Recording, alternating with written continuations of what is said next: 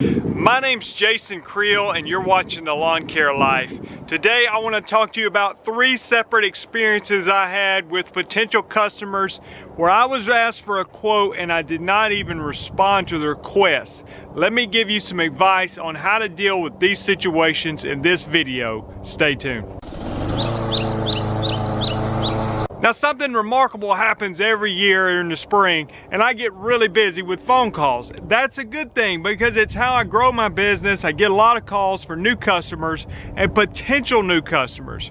But you know what happens? As I've had the same conversation over and over and over and over with customers and potential customers, you begin to learn how to interpret the conversation you had. I begin to be able to distinguish, oftentimes, not always without mistake, but oftentimes I can distinguish between somebody who's a real potential customer or somebody who's just a price checker or a tire kicker or, heaven forbid, a time waster altogether. Well, let me tell you about 3 requests that I got that I didn't respond to at all, and let me tell you why, and then I want to talk to you about why I think this is important for my business and ultimately your business.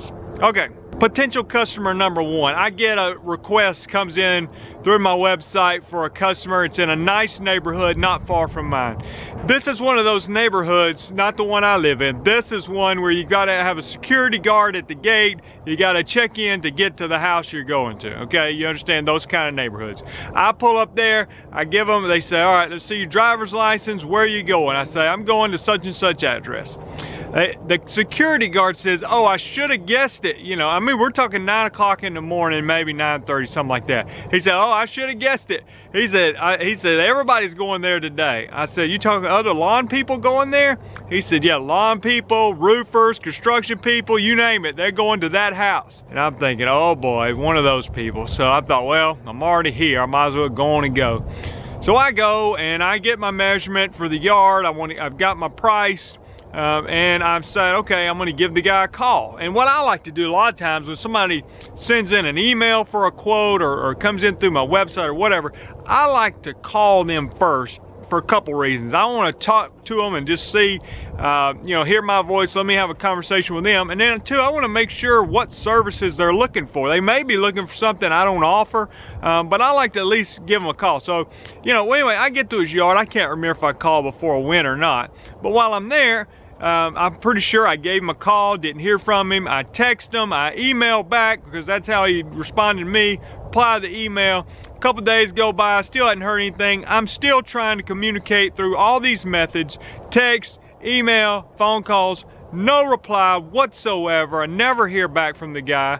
And I don't know if I'm assuming he hired somebody else. And I think, what a waste of time. Now, what happened? Well, this was early in the year. This is when I'm first starting to get some quote requests. So I got a little bit excited about one coming in. I jumped right over there to respond thinking I'm gonna be the first one there. I'm gonna get this job. He never replies. Story 2, I get a request that comes in on somebody messaged me on Facebook. And I thought, well, technology changes things. I've gotten customers from Facebook. They'll usually call me or something. But anyway, they send me a message on Facebook. Say, this person says, I'm very busy. I have several properties I'd like to give a price on.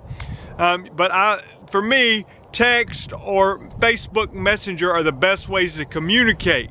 And I think, no, I don't like the way this sounds. I don't mind sending somebody a message on Facebook. I don't mind texting somebody, but several properties and you're not willing to have a conversation about those properties, this doesn't sound good.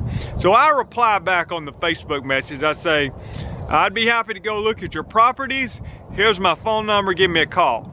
Okay, now what I'm doing is I'm basically doing the exact opposite of what he's asked me to. He's wanting me to reply back and say, oh, great, please give me the addresses. I'll run over there and get a quote for you right away. Now, I have no idea who this person is.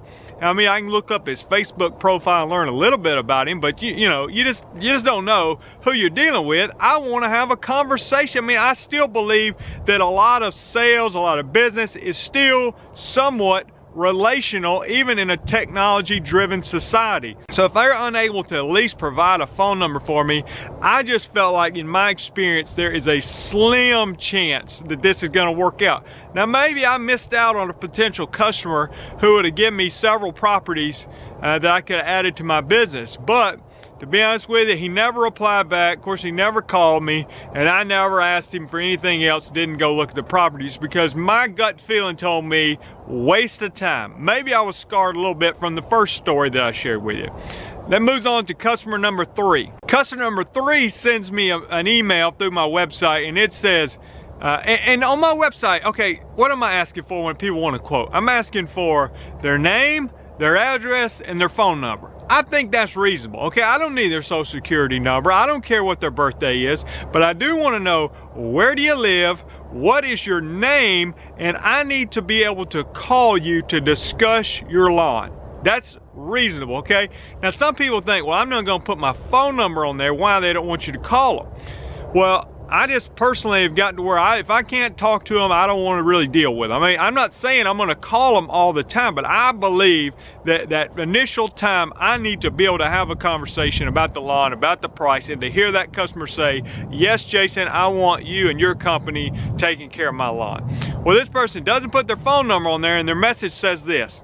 It says, want a quote from my lawn, and please leave your quote in the mailbox along with whatever promotions you're offering right now. So I thought, well, one, I'm not leaving nothing in your mailbox, okay? I don't mess with people's mailbox. And two, she's saying, we want to know what kind of promotions you're offering right now. Now, the truth is, I do occasionally run a promotion. I know that this lady who lives in the same city that I do is getting promotions in her mailbox already from lawn care companies. Why? Because I live in the same city and I get promotions in my mailbox from lawn care companies. So, I mean, she's already getting those. So I don't know what the point of me going out there filling out a quote is and writing on there, first application free, first application half off, you know, whatever. Buy one, get one free. Buy a large Supreme, get a one topping free. I mean, I don't know exactly what she's looking for, but I was personally thinking, one, she's screaming out what promotions she offering, tells me price is going to win the day on this one, okay? I'm not looking for a price wins the day. Two, she won't give me a phone number. Oh, three, she said, I'm probably gonna make a decision by Friday. And this was Tuesday. Now, I could easily get out there by Friday. That wasn't the problem. This one in particular brought up the other point of this video, and that is just the leverage. It's like she had all the leverage. Okay, I'm here as a law business provider to provide good service to my customers, you know, for their benefit, but also for the benefit of my company. It's not a one-way street. It needs to benefit both of us. This needs to be great for you as a customer. It also needs to work for me as a business. And when the customer says, here's the deadline, here's the credentials, and here's who I'm considering. You must have a promotion. It probably needs to be the lowest price, and it needs to be done by Friday, and I'm asking all these people to compete against each other. I don't mind competing against my competitors. That's what we do. But I don't want to get in there involved with when she's getting 5 or 6 quotes and wants to know who has the best promotion. You know what? I probably don't have the best promotion, and I'm okay with that. 3 customers that I didn't respond to whatsoever. Now, what's the point of this last one in particular, and all of them to some degree? It's the leverage in my business, okay, and the leverage in your business. When you're running a lawn care business, you need to have the leverage, not so that you can just be in control of everything, but if you let the customers have control, and not even all of them, if you let some customers have control, it really can put a damper on the efficiency and the way that you can run your business overall. So if I've got a weekly mowing schedule and I'm cutting everybody on a certain day of the week based on where they live, or even bi-weekly, or however you want to do it, and such lady says, well, I like mine cut every 10 days. Okay, so I was like, well, what does that mean? That means I was cutting it every Monday along with everybody else in your neighborhood. Well, now I'm gonna have to cut it on a Monday and then come back on a Thursday. Well, Thursday I'm usually across town, so now I'm gonna have to come across town to cut this 1 yard. She's taking control of your business. If you let too many people do that to you, then it makes it where you can't service all the people. It's not that you don't want to help that person. It's if you had one customer, fine, do that. But when you have hundreds, and dare I say some people even have thousands of customers, you have to maintain the leverage. And that's where I get off on what a friend of mine reminds me. He says, don't let one customer change the way you're operating your business. And I thought about that. You know, I said, it's like if every customer out there, let's say we're running an ice cream shop, and 95% of the people like strawberry, vanilla, and chocolate, and maybe one day we'll get crazy and mix the vanilla and chocolate and call it swirl. That's what we offer as an ice cream shop. Picture that as your lawn business. You offer this service, that service, and this service. That's what we offer. We're great at it. We have the best vanilla, chocolate, strawberry, and swirl in town. And somebody comes in and says, hey, I want snickerdoodle. I want some snickerdoodle ice cream. And you think, okay, somebody wants snickerdoodle. Now we've been making, for the last 20 years, we've had the best vanilla, chocolate, strawberry, and swirl in town, and we've done a great business, and we grow every single year, and now such and such wants to come in here and get snickerdoodle. So what I'm gonna do, I'm gonna start offering snickerdoodle to this person. And what happens? Because you now got snickerdoodle in, and you got one customer that wants snickerdoodle, your vanilla and your strawberry and your chocolate are starting to slip a little bit.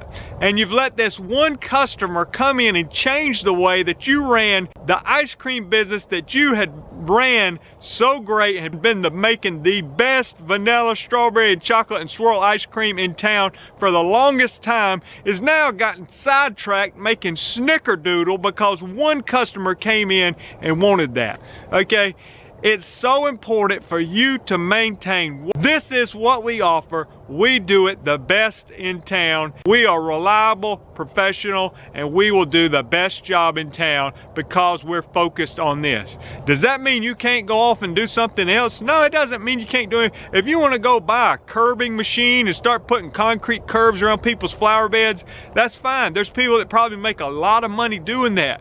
But if you just say one customer asks you about doing that and you go buy a concrete curbing machine and now it's affecting your mowing and you're trying to, it's the snickerdoodle, man. It's like you tried to go out and make the snickerdoodle because one person asked you about it, and now you can't give the snickerdoodle away anymore, and your vanilla, strawberry, and chocolate starting to slip a little bit, okay? Stay in control of your business. Stay focused on what you're trying to do.